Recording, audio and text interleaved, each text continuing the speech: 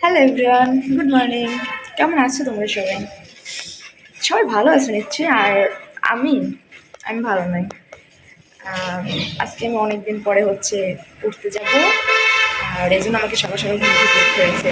আর রাতে মানে ঠিকঠাকভাবে যদি ঘুম না হয় তাহলে সকালবেলা ঘুম থেকে ওঠাটা যে কতটা কষ্টের সেটা যে উঠে সেই একমাত্র বুঝে। আর সব থেকে একটা কমন প্রবলেম হচ্ছে যে মনে হয় সব স্টুডেন্টেরই এটা একটা প্রবলেম যে প্রাইভেট থাকলে সকালে ঘুম থেকে উঠতে ইচ্ছে করে না। প্রাইভেট যদি না থাকে তখন ঠিক আছে, ঘুম থেকে উঠতে ইচ্ছে করে, ওঠা যায়, কিন্তু প্রাইভেট থাকলে সেদিনকার অনেক বেশি ঘুমাতে ইচ্ছে করে। এটা সব স্টুডেন্টেরই একটা কমন প্রবলেম যা আমার মনে হয়। আর আমারও সেম প্রবলেম। আজ আমার প্রাইভেট ছিল, তাও আমার ঘুম থেকে উঠতে অনেক কষ্ট হয়েছে, ইচ্ছে করেনি, অনেক কষ্ট করে উঠেছি।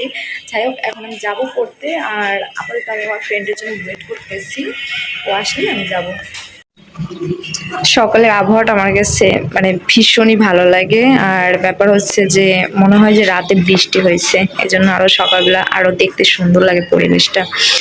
আর আমি আমার ফ্রেন্ডের জন্য ওয়েট করতেছি, ওর তো কোনো দেখাই মিলতেছে না। যে টাইমে ওকে বলা হয়েছে সে টাইমে তো ওকে দেখতে পাচ্ছি না। এই জন্য আসলে কারোর জন্য দাঁড়াতে হয় না। বহুদিন পরে পড়তে যাচ্ছি, মানে অন্যরকম একটা ফিলিংস কাজ করতেছে যে কতদিন পরে পড়াশোনার সাথে মানে আমার দেখা হবে।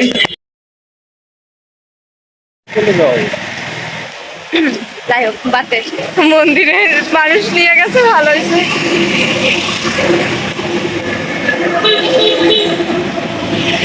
ব্যাপার হচ্ছে তুই আর আমি সবার আগে চলে এসছি, এখন অব্দি কেউ আসে নাই।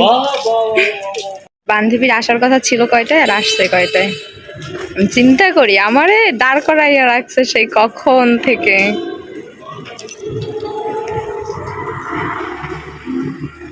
সুন্দর লাগে তো, বাহ, ভালো লাগে দেখতে। ভালো আছো মিম?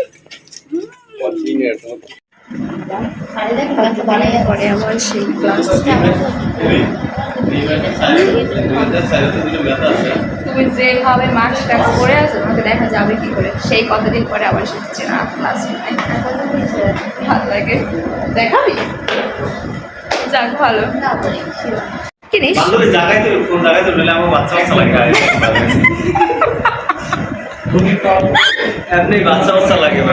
তো দেখলে এমন মনে হয় না যে তোর অনার্সে পড়ো, তোকে বিয়ে করবে কে ভাই? কেউ বিয়ে করবে না। তোরা প্রাইভেট পড়তে আসছো, সেখানে খুশি কি বিয়ে টিয়ে নিয়ে আলোচনা করো? কেউ করবে না।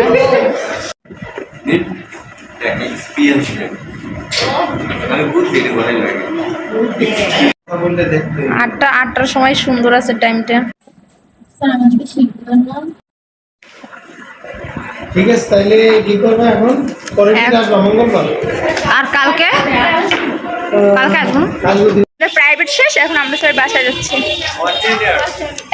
অপমান করিস না, হ্যাঁ, সম্মান দিয়ে কথা বল। বাবা, মোটামুটি আমার প্রাইভেট শেষ, বাসায় চলে এসেছি। আর অনেক কিছু বাজার করে নিয়ে এসেছি। একটা মানুষ, এখন রান্নাবান্না করবো, খাবো। যাই, এখন নিজের কাজ করবো। নিজের অনেক কাজ বাকি আছে, রান্নাবান্না করতে হবে, খেতে হবে। সকাল থেকে এখনো কিছু খাওয়া হয়নি, অনেক খিদে লেগেছে। তো তোমার সাথে দেখা হবে নেক্সট ভিডিওতে। টাটা।